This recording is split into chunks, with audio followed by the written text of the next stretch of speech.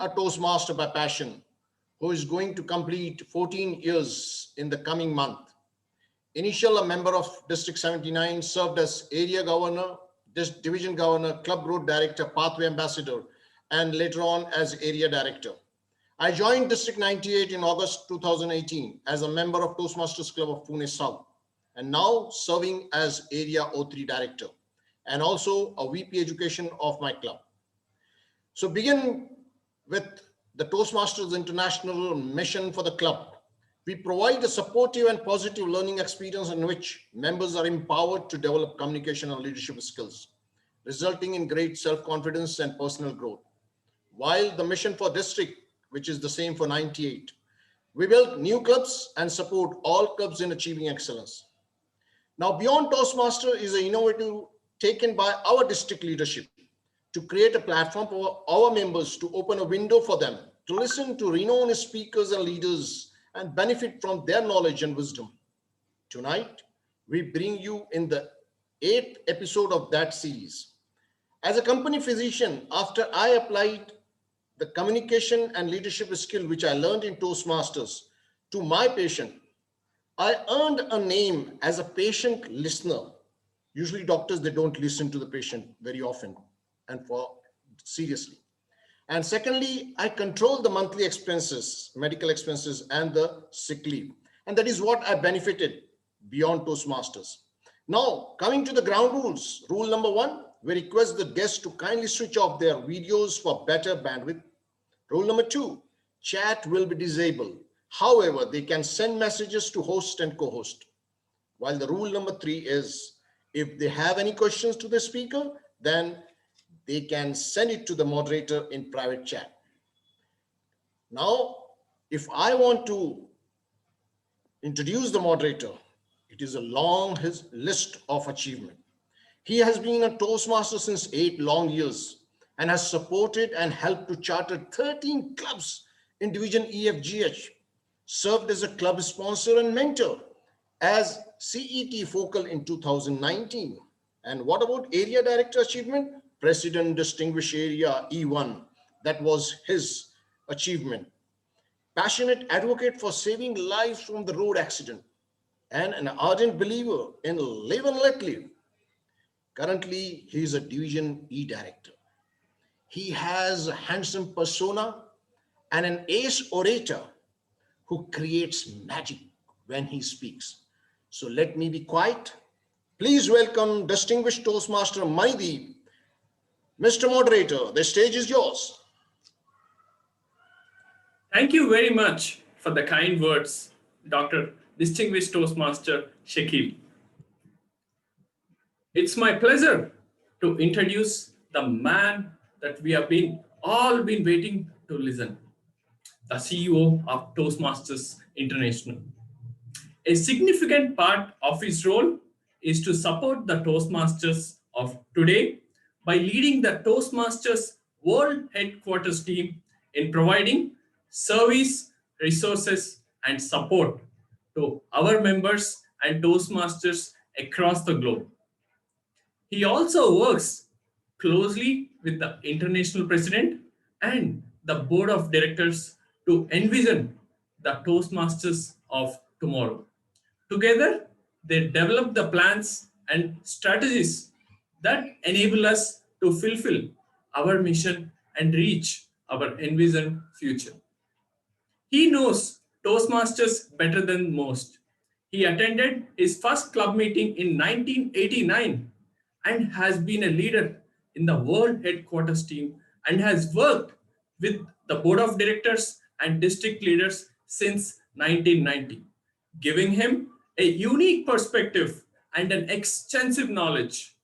Since 2008, when he took on his current responsibilities, he has provided a steady hand while the organization has gone through massive transformation and has emerged as a stronger, more cohesive and global organization. Ladies and gentlemen, please help me welcome the Chief Executive Officer of Toastmasters International, Daniel Rex. Over to you, sir. Mane, thank you very much. It is a privilege to be here with you and with District 98 today, the members and clubs from District 98. Thank you for the invitation. 2020 is not a normal year in any way in any of our lives, and especially in our Toastmasters lives. Back in the early months of the year, our Toastmasters world was turned on its head. And I am so proud of the clubs, members, districts around the world who responded in a very positive way. Clubs figured out how to conduct online meetings. Districts figured out how to conduct business and speech contests and all the other leadership things online in a very, very short amount of time. What an impressive accomplishment and a credit to our organization. Our members have built skills that few other people in the world have. I see at every meeting now we have Zoom masters, Zoom collaborators of the universe. It's quite the amazing thing. And when the world approaches whatever the normalcy in the future will be, Toastmasters will have online meeting skills that exceed others. And those skills will be valuable in the marketplace. Well, as I was chatting with the district leaders about what to talk about today, we landed on the topic of our leadership journey. Each of us, regardless of the leadership role that we're in right now, has begun a leadership journey at some point during our lives. That leadership journey never ends. It continues on and on and on. And how we lead ourselves, how we manage that journey, and how we interact with those around us, our co-leaders and those that we may be fortunate enough to lead, is really up to us. But we often don't prepare ourselves adequately for our next leadership role. And throughout the discussion today, I'd like you to think about a phrase from Marshall Goldsmith. And the phrase is, what got you here won't get you there. The meaning of that is, in our past, we've accomplished things, we've worked a certain way, we have achievements that have resulted in us being where we are now. But we can't stop, because if we want to get to the next phase in our journey, we have to be different, especially if it's a leadership journey. What enabled us to be a small team leader is not what's going to enable us to be an effective enterprise leader. We'll talk about those a little bit more in a few minutes. I'm going to get my slide sharing and let them help us slide the discussion. It'll take just a moment for me to share my screen.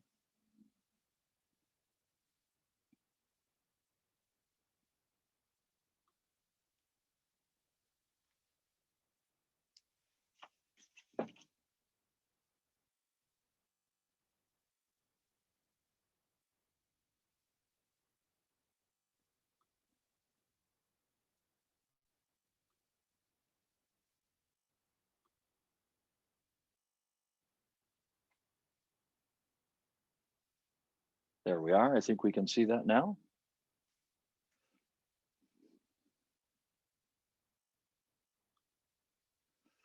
Great leadership is managed, always managed. Now, there's a myth that there are natural born leaders. Well, leadership is more comfortable for some.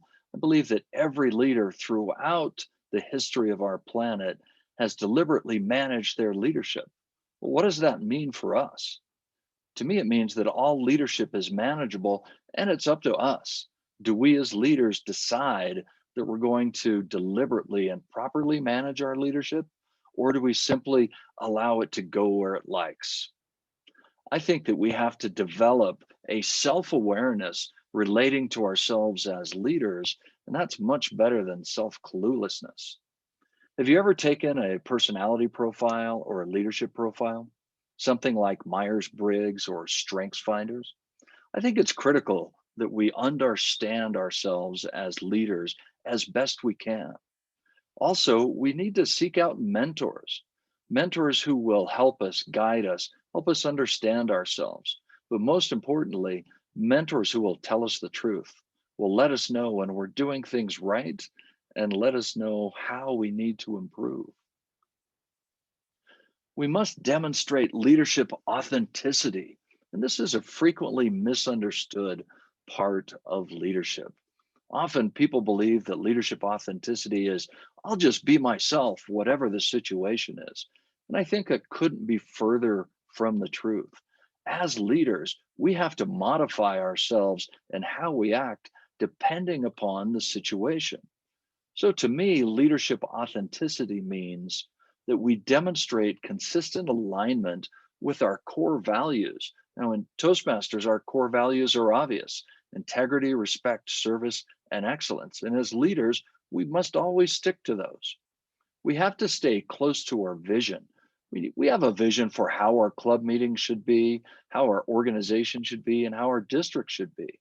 And then the strategy. I'm so pleased that we began the meeting with the mission of the club and the mission of the district, because those are the strategies that will help us achieve our vision as we work with our core values. And then what is it that we actually do? Well, we have to develop and execute significant tactical flexibility. And what that means is day by day, week by week, month by month, and year by year, we modify what we're doing in order to reach that vision of the future and to achieve those goals we've set for ourselves. We can't simply expect that if we do the same thing again and again, we'll get better results. We'll just get the same results. The environment around us changes constantly. It demands that we change, and we must do that. This year is a great demonstration of how Toastmasters can and must change. There's an author, a researcher whose work I really love, Dr. Carl Hersey.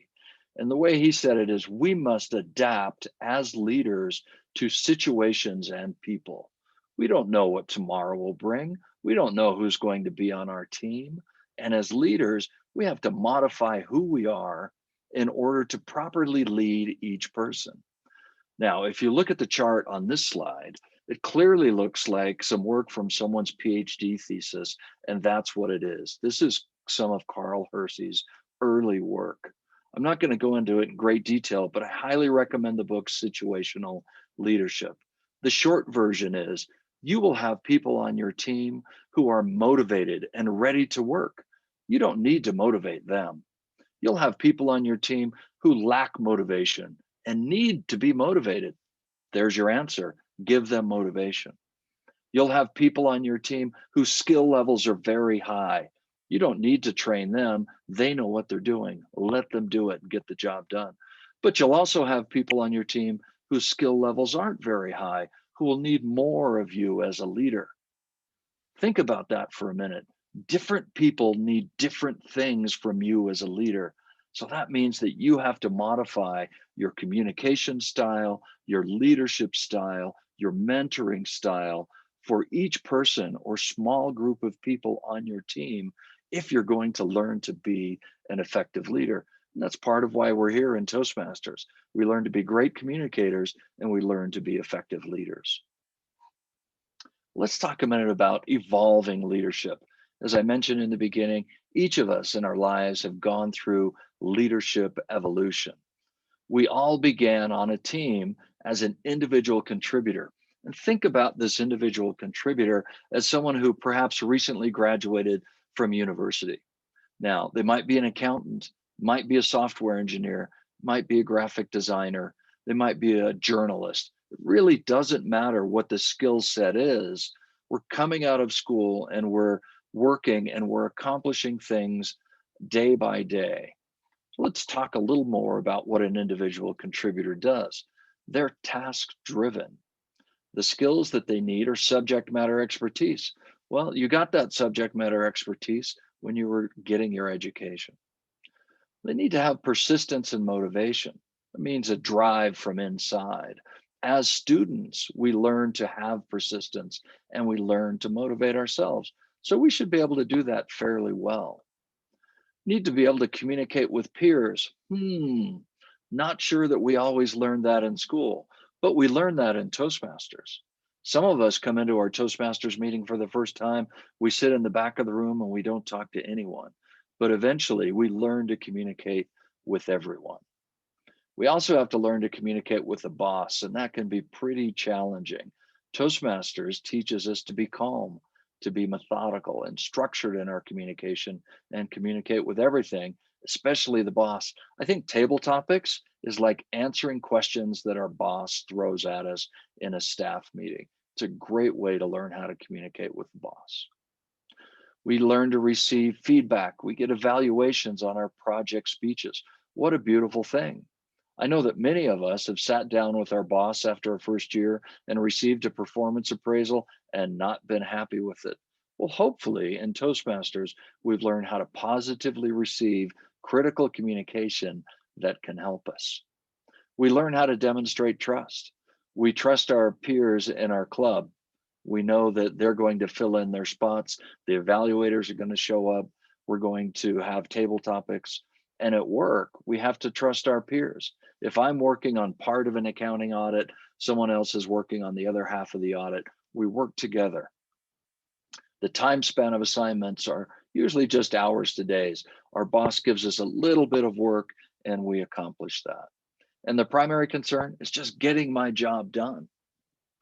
Well, let's think for a minute. How many of us want to be the boss? And if you have access to chat, go ahead and put in there if you want to be the boss. Typically in a conversation like this, if I say, hey, raise your hands if you want to be the boss at some point, 80% of the people raise their hands.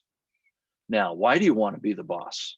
Well, some people just like control, but most people, and raise your hands with me, you want a little more money. You want to increase your salary. And that may be the reason that you want to be the boss. It's okay. It's as legitimate as any other reason.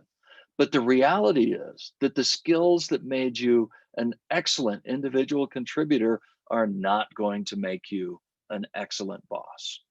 So let's talk for a couple of minutes about being a team leader. This is a first year manager, maybe a supervisor or a group leader, someone who is just beginning to experience leadership. Well, what's important to this team leader?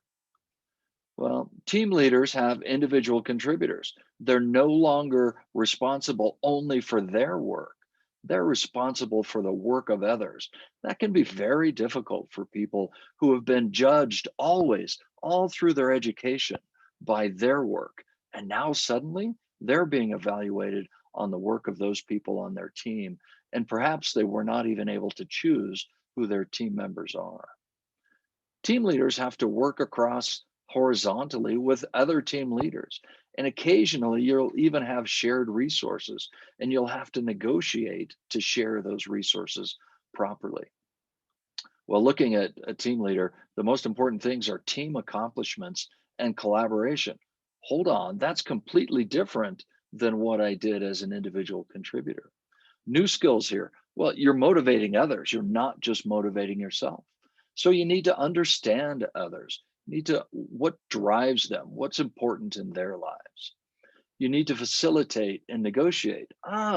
This is something that we can learn in Toastmasters. If you've been the Toastmaster of the Week or the VPE, you're facilitating a schedule. You're negotiating when a speaker drops out to get somebody else in who wasn't planning to speak for a couple of weeks. So you're building your team leader skills by being an effective participating Toastmaster. You'll learn to give feedback. Wow, evaluations. The Toastmasters program teaches us to effectively give evaluations. So the first time that you're evaluating someone on your team, you've had experience with it and you know multiple methods learned through the Pathways program that will help you be a better evaluator and provide effective feedback. Now, how about this one? You have to have a tolerance for ambiguity.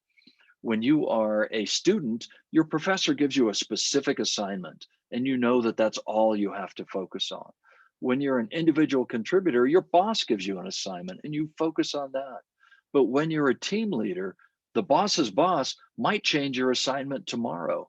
Things change quite significantly, and you need to be able to manage this ambiguity both in yourself and in your team. Nothing is guaranteed to be the same tomorrow as it is today. You need to support the company's culture. That means sometimes, even if you don't completely like it, that you have to support it. That's your job. You're now part of the management structure. You need to expand trust. That means that the folks on your team, you need to speak with them. You commit to them, they commit to you, you build trust. You must extend trust in order to receive trust. You also have to trust horizontally to other team leaders. Think about that and being a club officer. As the club president, you trust that the VPE is going to manage the schedule. You trust that the sergeant at arms is going to manage the meeting place. And they trust that you're going to get there early and get the door unlocked. All of that trust is practiced in Toastmasters and put into effect in the workplace. The time span is a little bit bigger. We have days and weeks, real operational planning, rather than somebody just telling us what to do today or maybe for a couple of days. All of these things are very different. And as leaders, we need to prepare ourselves.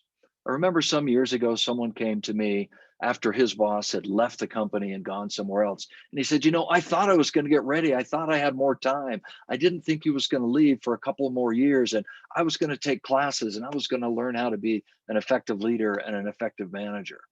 But by then it was too late. He wasn't prepared. In Toastmasters, we can get prepared to be an effective leader at all levels.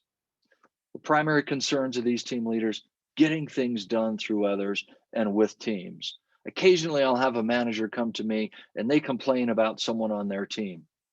Well, hold on, it's your team. If you need to change that person out and get someone who will do the job, do it. But you're suddenly responsible for the performance of everyone on your team. And what a new concept and a difficult concept that can be as new leaders. Let's talk about enterprise leaders.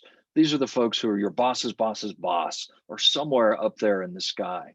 We often see them just walking around, looking at people, looking at teams, driving, maybe a nicer car. Maybe they live in a better place. This is probably the money that you were talking about when you said you wanted to be a leader to get more money. This is what your ultimate goal is. But what helps you be a team leader does not make you an effective enterprise leader. Let's talk about some of those things and their responsibilities. Well, you have multiple teams now, not just multiple people. So you're working with multiple team leaders. You not only have to pay attention to them, but you have to watch the people on their teams because you're more experienced. Now, these teams can be different sizes. Some teams are large and some teams are small. You're going to have marketing people on your team, perhaps, and finance people on your team. And the marketing people always want all the money, and the finance people don't want anybody to have any money. So you're managing people and you're managing influences that are so very different than you've seen before. And think about this. We're not just sharing people. We might be sharing teams and always being in a battle for resources. I don't know of any organization that has all the resources that it wants to have. So an enterprise leader responsible for overall organizational results, that's a big deal. And that's why the big money comes to to enterprise leaders. New skills that you have to have here: you have to be culture, you have to be trust, you have to live it. Now, all organizations' cultures are different. You may not agree with the culture that the bosses are exhibiting. They may not really exhibit trust. The reality there is that you may not be in the right company at the right time, and you may need to make a move. As a leader, you have to establish vision. You share that vision. You say it again and again and again until people are tired of hearing it. And only then have you shared that vision. You drive strategy. You work with your team leaders to make sure that we're putting the right people in the right places to accomplish what we need to accomplish. Now, here's one that's perhaps the most difficult for some people. We have to be able to demonstrate reason and emotion at any time. Let's say you have had a great weekend and you come back to work and you realize that someone on your team has had a tragedy in their family. You have to go from happy to immediately feeling for them and demonstrating legitimate empathy. So moving from one emotion to another very quickly, regardless of what's happening. When the pandemic hit the world, leaders around the world were not able to just go home and hide. They had to stand up and be positive and to acknowledge the pain, but to share that we're working on a plan and we're going to make things better. So leaders have to be able to do this at the enterprise level. Even more ambiguity because we watch the world. The strategy that we created in January of 2020 was not the strategy that was put in place in April of 2020. The world changes and we can't fix it immediately. High-level leaders have to be able to sense patterns in information and behavior. That means if you see someone who's acting a little different than they usually do, that's probably something you need to check out, because people change based on real things that are happening at work or in their lives, and it's something you need to be concerned about. You also need to be able to sense patterns in information. So perhaps someone told you something 2 weeks ago, and then you saw a report today that shows that something is changing inside the organization. You need to be able to put those two pieces of information together, come up with a theory about what the issue is, and then work forward to determine if your theory is valid or not. The time span here can be years or more. Strategic planning level, where are we going over the medium term in order to achieve our long-term vision? And our primary concerns are to ensure that teams accomplish all the different components of strategy. So what that means is that as an organizational leader, you'll be evaluated not on what you do, but what on all the teams do. So for enterprise leaders, getting the right people in the right places is the most critical thing. So think about being a district director or a program quality director at CGD, even a division director in a big division. These are the kind of things that you're judged for. So if you're in those roles and you find yourself exhibiting the work characteristics of an individual contributor or a small team leader, then you're heading in the wrong direction. You need to change your work habits. You need to change your leadership style, and you need to move more toward being a large group leader or an enterprise leader. So here's the circle. We begin usually as an individual contributor. We can become a team leader and ultimately an enterprise leader if that is what your goal is. Now, that may not be your goal, and that's okay. We all want to move in different directions in our lives and in our careers. I am going to come back into Zoom if I can. Zoom Master, can you stop sharing my screen for me? I think I found it. All right, here we are back. Well, I am happy to have a conversation about this, Mani, and to answer any questions that you've collected.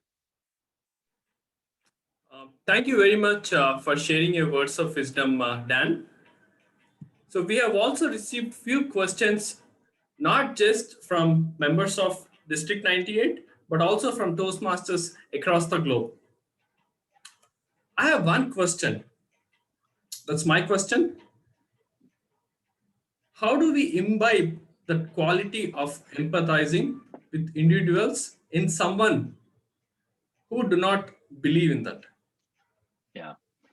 You know, empathy is perhaps one of the most difficult things to acquire if it doesn't come naturally to us.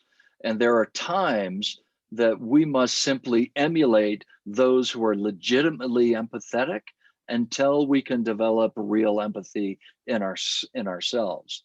Now, there are also times when people are seeking empathy from us who don't merit empathy. And at that point, we have to make the tough decision as a leader to not provide empathy if it's not legitimate, not legitimately needed, and to share with them what they do need in order to get them back on a more productive track and in a better place emotionally. Thank you very much, Dan, for answering that. I request all the audience, if you have any questions, please send it to me or please post it in the chat box. I'll read out for you. Here's one question we received from Rohil. He's a member of District 98. He's asking us, do you have a regular ritual that you follow to keep your goals always in your mind? Well, I don't know that it's possible or healthy to keep your goals always in your mind. but I think it's very important to review your goals regularly. I'm not a believer personally in having my goals on the wall in my office, but I do have them in a folder. And I look at that folder at least once a week so that I make sure that I stay focused on the important things and don't get too distracted on the things that are not as important. So often as leaders, we get caught up in the day to day, and maybe that's where we're the most comfortable. But occasionally we've got to sit back, refocus, re strategize, and make sure that we're thinking about the most important things. That's wonderful, Dan. Our next question is from Rajneesh. How do leaders recognize their shortcomings? Do they work on overcoming on shortcomings or work relentlessly on the positives? That's, I think I get that question nearly every time we talk about this topic. First, how do we become aware of our shortcomings? If we are self-aware, if we have taken the time to study leadership and to study human nature, then we'll begin to recognize our shortcomings. If not, mentors can tell us what our shortcomings are. And occasionally some profile tools can help us understand what our shortcomings are. I think there's a difference between learning about and understanding our shortcomings and making them our complete focus. So let's say that I simply don't have the mathematical ability to be an engineer. That's okay. I shouldn't focus on my math. Well, what am I good at? I can focus on that. But let's say that I lack empathy and that I become angry easily and that I share that anger with my team. Well, those are shortcomings that I can and must work on and work on those diligently. If not, my leadership journey will come to a very quick end. Brilliant insights, Dan. We have received a question from the person who is watching the Facebook Live. She's Rajeshwari. What are the main key rules to be a perfect Toastmaster? I've never met a perfect Toastmaster, so I'm not sure I could say, but I would say that generally in Toastmasters we need to be. I'll go back to my early years in Toastmasters when I was a club president and think about what I wanted. I wanted people who would follow their commitments, who when they said they were going to do something, they'd do it, and they would do their best to do it well. I want people who will be able and want to be part of an effective team that has fun. I think Toastmasters must be fun. We're not here to be too serious or to be upset. Club meetings, when you go to a club meeting, you should have a good time. When you leave, you should be happy. And district meetings should be exactly the same. So let's follow our commitments, trust each other, work hard, and have a great time. If we can do that in Toastmasters, the organization will be in a terrific position. Well said, Dan. We have our next question from Saurabh. How to be a dynamic leader as one style does not suit all folks in the team? Yeah, so dynamism, I think, comes from within. Are you excited about what you're doing? Are you excited about your team and the direction that you're going in? So when you're in front of a group and you're talking, you have this great opportunity to physically and verbally express being dynamic and inspirational. But the change in style more frequently comes at a small group or a one-on-one level. So I don't think that it's at all different to say that dynamism and inspiration can come in a large group and that specificity comes in a smaller group or a one-on-one. That's how I would suggest managing it. Wonderful, Dan. So this is my question again. You have been serving Toastmasters for close to 30 years in different leadership positions. What is it that one thing or few things that's motivating you to be in an organization for so long? Yeah, I didn't come to Toastmasters thinking that I was going to stick around for 30 years. People of my generation came into a role for 2 or 3 years and then moved on. And that's exactly what my plan was. But I looked up about 5 years later and I thought, what am I still doing here? By then, I had had the opportunity to work primarily with district leaders from around the world and work in the club that I was a member of locally. And what happened was I became a true believer in the program. It had changed my life significantly. I had the same question and conversation with myself a few years later after I'd spent more time talking directly with Toastmasters around the world. And I'll put it like this. People tell me constantly, thousands of people a year say, Toastmasters changed my life. My life was like this. My life is now like this. And it's because of Toastmasters. And so for me, that means an amazing, that's just incredible to me that I have the privilege to be part of something that is so transformational. You know, Toastmasters does not focus on shareholder value or filling an entrepreneur's bank account. We're here to make the world a better place, and I'm humbled to be a part of that. Thanks, Dan, for sharing, for being so kind and sharing your words of wisdom. Personally, I agree and have seen so many friends get benefited because of Toastmasters. We have received an interesting question from District 10 Director Alicia. How do you increase the few to the many? You need to bring your leadership vision to life with competing priorities. Competing priorities is tough. And did I hear you say Alicia from District 10? Yes. All right, District 10 is in, as I recall, Ohio in the United States. So hi, Yes. Alicia. Yes. Nice to hear your question. You know, I think the most difficult thing of 2020 as a Toastmasters leader is to expand our leadership group. The reality is that in a time of crisis, as a pandemic is certainly a crisis, people focus on their families and they focus on their careers more than anything else. And the likelihood is that Toastmasters will decrease on the priority list in people's lives. So the only answer to that is to provide enhanced value for what they're getting and a strong sense of community. So what is it that someone's going to learn? What is it that's going to make them feel better about themselves in their life? Because it's not enough to give service this year. I think we have to provide something different.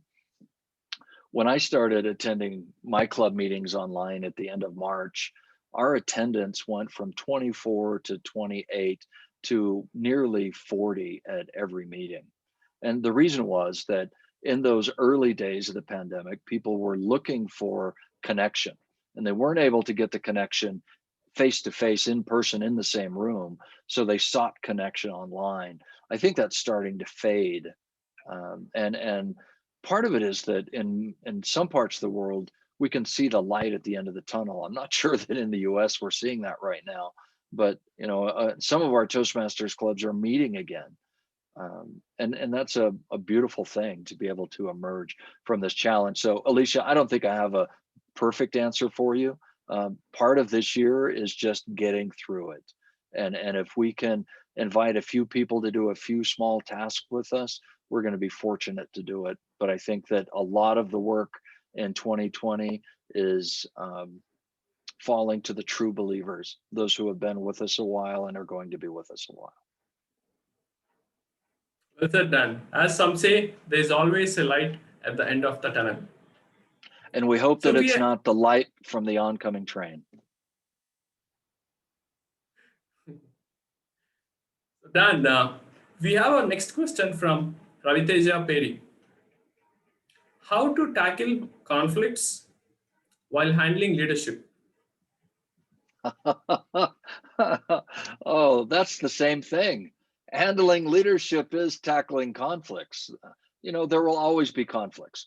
And for me, there are a couple of strategies around conflict. One is make sure that you have an understanding of the conflict. So have conversations with the people who are in the conflict and try and figure it out. And then determine, you know, is this a conflict of style?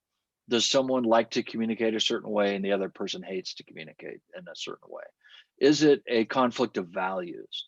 Now that's where it gets difficult. Somebody believes that this is right, and someone else believes that this is wrong and that some other way is right. And there are times when conflict can't be resolved, when it is a deep conflict of values. And then you have to decide with the team members if they're going to be able to manage a peaceful coexistence, even though they don't always align, or if they just want to fight. And as a leader, if I have team members who just want to fight, they don't last on my team very long. That's not why we're there. We're there to accomplish. And conflict is the greatest time consumer on teams. So you got to get it early. Don't ignore it. See if you can solve it. And if you can't, you may have to make a team change. Wonderful, Dan. So of all the time that you have spent in Toastmasters, what is the one defining moment that if you can recollect? That one defining moment, this is it. Well, I'll take this to my Toastmasters Club experience, a defining moment. It was, I don't know, a long time ago. I was a club president. We had a club that had about 20 members. Typically, we lost our meeting place. We moved to a new meeting place. 3 months later, we had 6 people at a meeting. I was the Toastmaster of the day. I was an evaluator, and I was the table topics master. We had 3 guests, I think, that day, and we begged them to come back the next week and join our club. The officers were getting burnt out. It was not good. And what happened was the 6 of us who were still around sat down and had to make a decision. Were we going to continue with this club? Were we going to let the club dissolve? Were we going to turn it around and make it successful? And we figured out what the problem was. Our meeting place was not in a good location. People had a challenge finding it. We met very early in the morning, if you can believe it, 6:30 in the morning. And in some times of the years, it was dark and people didn't want to walk to the entry door in the dark. So we changed our meeting place. We found a good meeting place. And something as simple as that turned that club around. The club was organized in 1992. It's still in existence, and it's a President's Distinguished Club every single year. So for me, I learned with my colleagues how to solve a problem, but it also taught me that Toastmasters makes a difference. And that single club has had thousands of members over time. And that decision we made that day to keep it going has supported thousands of people who may not otherwise have had an opportunity to go to club meetings. And that's kind of a cool thing. Thanks for sharing the beautiful experience, Dan. So I'm sure most of you can relate, most of you who are attending this meeting or who are watching live on Facebook or who are going to watch the recording later can relate to this question. In every household, when somebody is a Toastmaster, their parents or friends or relatives keep complaining. How much time are you going to spend in Toastmasters? Did you ever encounter such incident? You must have been quite a lot of times. What is your answer to those people who are asking the question? Well, I don't think my wife can hear me right now. But the reality is, before we began the meeting officially, someone said, is your Toastmasters life 24/7? Do you ever take leave? How does that work? My Toastmasters life is 24/7, nearly 365. And there are times when my wife says, we need to just go on vacation for 10 days and get away from this all. The reality is Toastmasters provides positive benefit to people. It's not like you're off playing football and drinking with the guys. You're not bringing your life down. You're making your life better. I can't tell you how many times I've had a Toastmaster come to me and said, I didn't like it that my spouse, my wife, my husband went to Toastmasters meetings on Thursday. And I thought he or she was having an affair, that it really wasn't Toastmasters. They just wanted to be away from me. So I went to a meeting and surprised them. And now I'm a member too. And, so it can become a positive force, but it can be a little rough sometimes. Don't overdo anything in your life to the point that it hurts or just damages permanently your personal relationships. I'm confident that each and everyone attending the meetings will take these learnings back home and put it in practice. We now know what must we do. However, what is the most dangerous trait in a leader's career? This question is asked by Megashri. She's also part of our PR team. What is the most dangerous trait in a leader's career?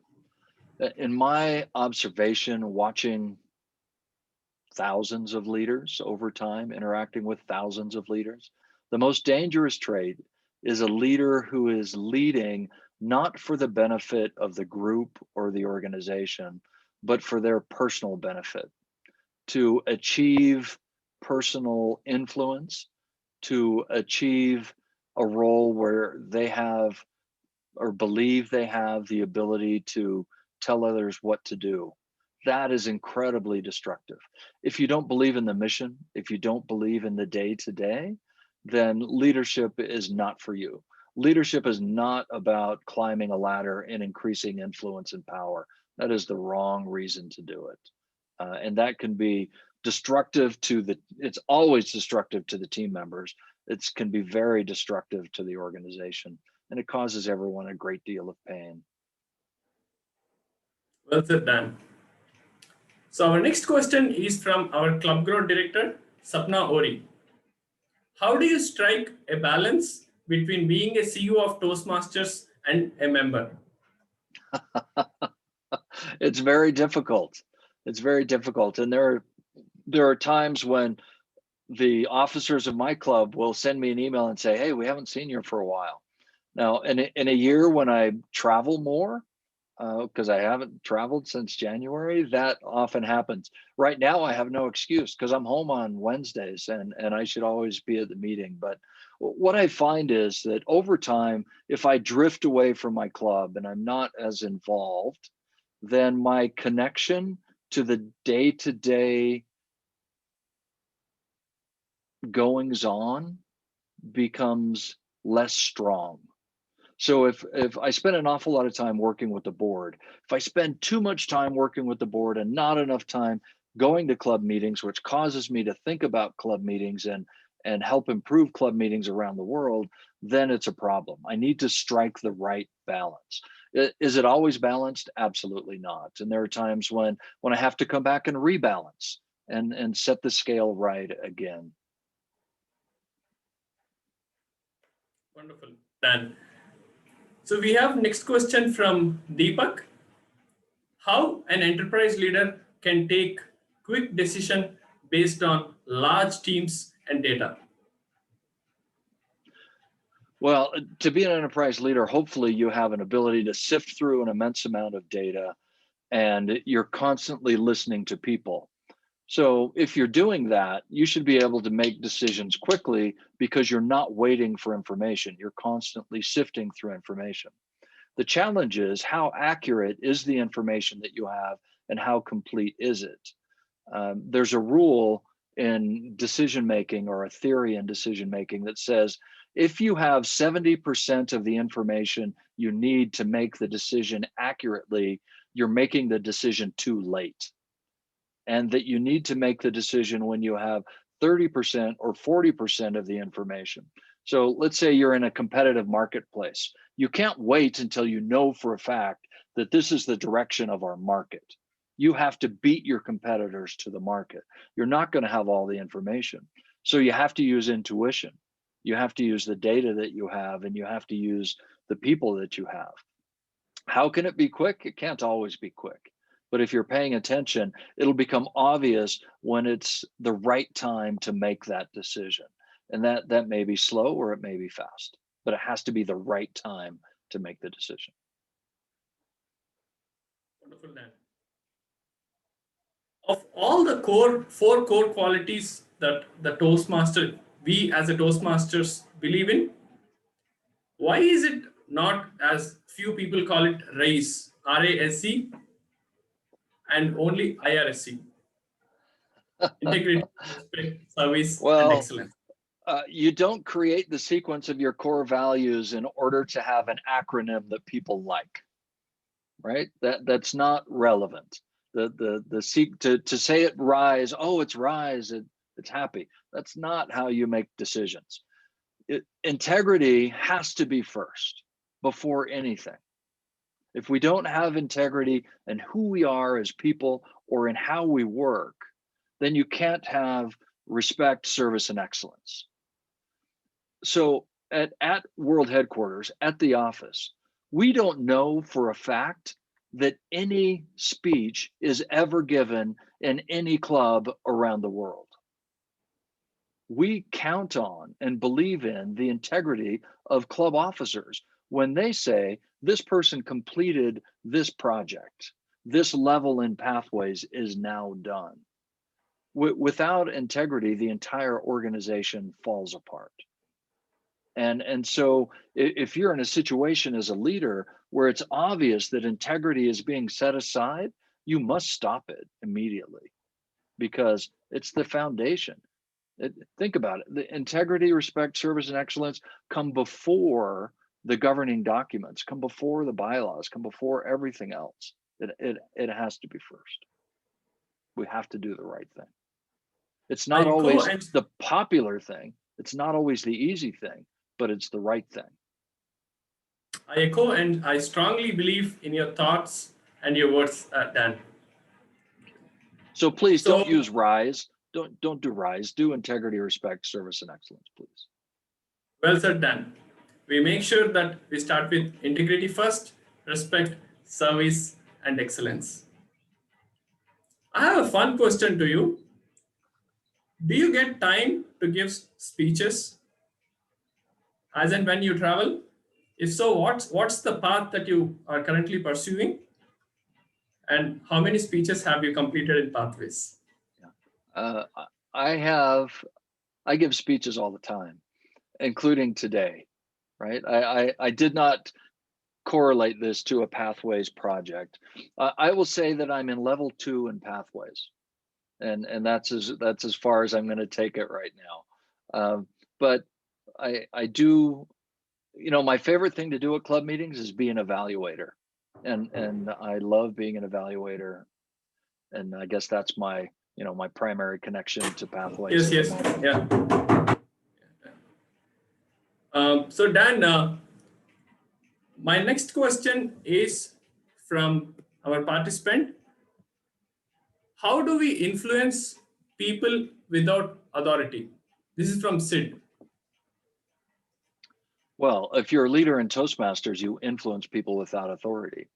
The foundation of that is that you provide them with a value proposition.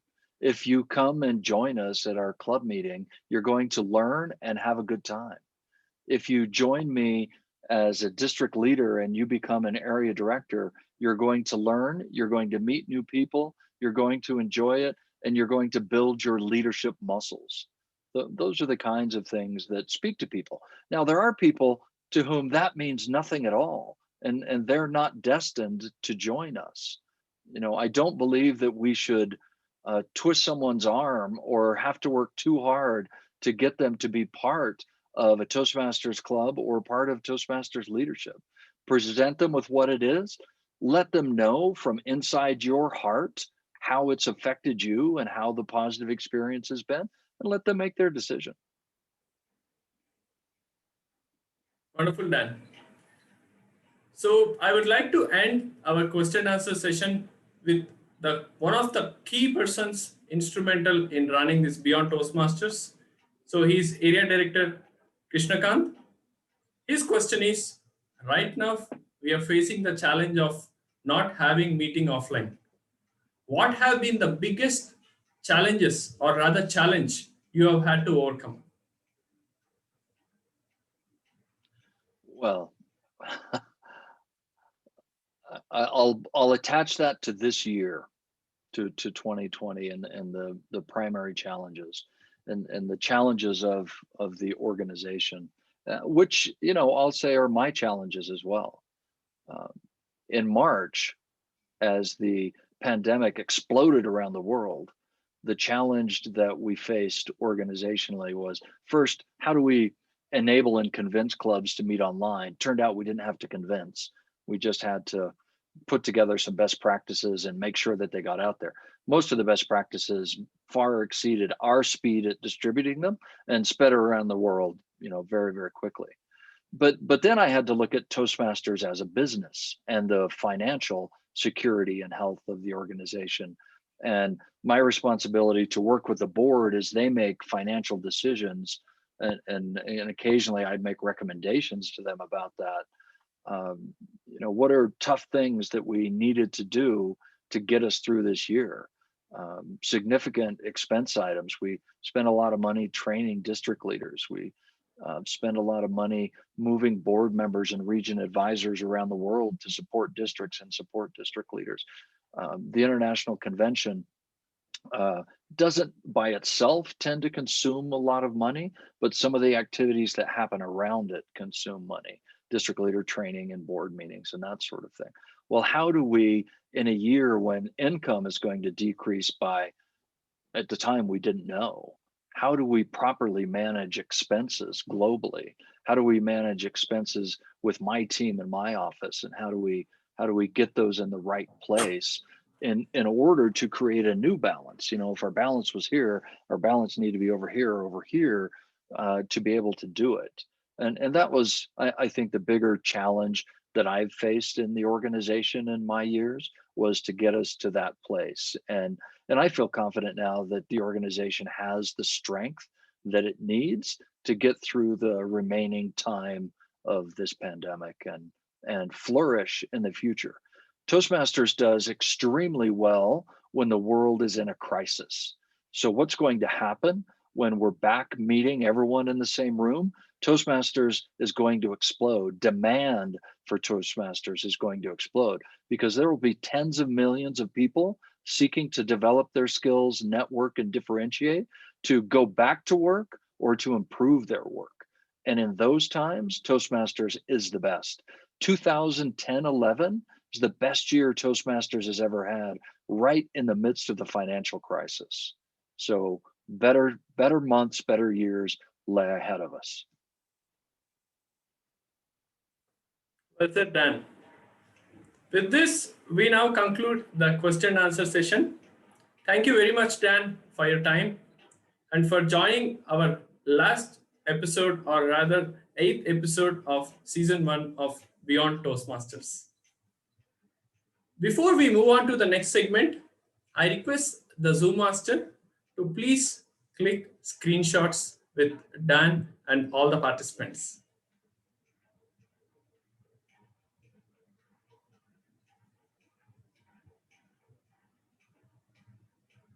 We'll finish in 30 seconds. Whoever is going to switch on camera for the next 30 seconds, you'll get a picture clicked with Dan.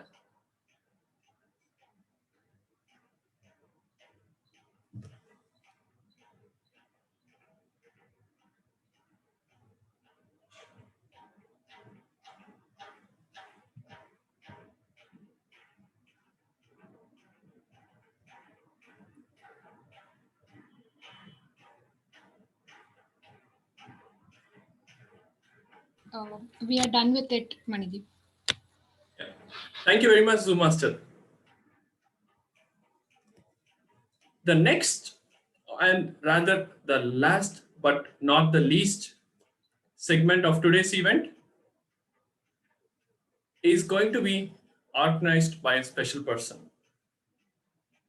He also happens to be our club growth director, and he is also a corporate trainer, a behavioral coach, and a motivational speaker. He has rich experience of training and coaching thousands of individuals at corporate, college, and community level. He is a passionate runner and traveler. Without further ado, let me call this special person. Wherever he is, there's joy. And he enthralls the audience with his charisma. Ladies and gentlemen, please put your hands together to our club growth director, Joy B. Hans. Over to you, Joy. Hey, thank you. I hope all of you can hear me and also see me. I, with that kind of introduction, you kind of get intimidated immediately when so many dignitaries are sitting. Thank you for that, Money. That was amazing. Oh, Lord. This was one fabulous meeting. I would like to just thank Dan, first of all, for the golden lines that you gave towards the end. Toastmasters does excellent in crisis. And when we get back to normal, we are going to explode. And this is like music to the ears of a club road director. You don't even know how powerful these lines are in these desperate times. That was like amazing. I would just like to thank everybody, even before I thank Dan in the end, especially. I would like to thank the entire Beyond Toastmasters team, the research team, the PR team, the communications team, and the organizing team. You guys are doing a fab job. KK, mate, you are amazing. Thank you for spearheading this project amazingly. Dr. Shaikh, Shakil, well researched and powerful opening, amazingly done. Manideep, you have one of those most contagious smile. Please don't misuse it on ladies. It's an amazing smile that you have. The way you use that, you are one of the most engaging moderators, and you can intimidate the best speakers with that amazing smile that you have. Fabulously done. I would like to thank all the members who took the time out to join us and to listen to Dan, and all of you who are also listening to us through Facebook. Thank you to each and every one of you for being there with us. I would especially like to thank Dan for just sharing pure gold with us. As DTM Dolly, our past international president, proudly says that was a gold speech in a way. So many things to take away. I'm overwhelmed. Actually, I would have to listen to this once again to for everything to go in. Actually, so many wonderful things like conflicts are time consuming and they should be sorted out immediately. Such a powerful thing. Many of us just keep on ignoring them, and then we don't even know how troublesome they get into in teams. I really like the concept of individual contributors. Like many of the Toastmasters who are listening to us, those were some fabulous 3 steps actually. If you are a club leader looking to go beyond, like Beyond Toastmasters, first be an individual contributor, then you get into the team leader mode, and then the enterprising leader. Wow, well done. And that's exactly how we operate at Toastmasters. That was amazing, seriously. And some of the best parts was understanding culture. I never thought about it because maybe we all have that common culture around us, but I never I'm ashamed actually that for the last 4 years, I've never thought that there's so much of diverse cultures that I am meeting every day in a Toastmasters meeting with people from different cultures, people from different communities, all coming in one club. And I am an emotional intelligence trainer, and the pure gold mine is in my club itself, from members ranging from 18 to 80, men, women of all. I'm from a community club, everybody is there, and I never thought that I could actually do my thesis in my own club. That's a Toastmasters club. Wow, thank you for enlightening me on that one. Sometimes we just ignore small things which are right in front of us. Thank you for that, Dan. And I would really like to thank you for sparing your time out and making this wonderful Beyond Toastmasters season 1, the last penultimate. I don't think we could have done something better than this. Some of the CGDs were jealous from other testing. They said, how did you guys manage this? I'll be very honest with you. I'm sorry. But I got calls from a lot of guys who said, how did you guys manage this? And I would like to thank Money, the man over here, who got all of us together for this wonderful event. Once again, at the end, I would like to thank you, Dan, and I would like to thank all of you who are over here. This is fabulous. And all of Joy, you who have joined us for the very first time for Dan, my humble request, please listen to all the 8 episodes. Each one of them is pure gold. Money. Joy, sorry to interrupt. We need to acknowledge the role players. So Zoom Yes. Master is going to share the slide. Thank you, Joy. Okay. Perfect. I've already done that. I hope I can see. Okay. Oh, Toastmaster, when you see your mentees on the list, that is amazing. Toastmaster Janvi, we'd like to thank you, Toastmaster Janvi, Toastmaster Rishik, Toastmaster Kalpana, and Toastmaster Sandeep for helping us, the Super Force Squad, for helping us with this particular event. Thank you, each and every one of you. Do we have another slide? We are Okay, done.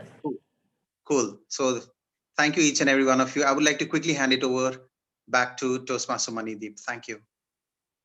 So with this, we conclude our Beyond Toastmasters session. Now it's going to be 15 minutes informal session with Dan. I request the Zoom master to please stop the recording and stop the Facebook Live.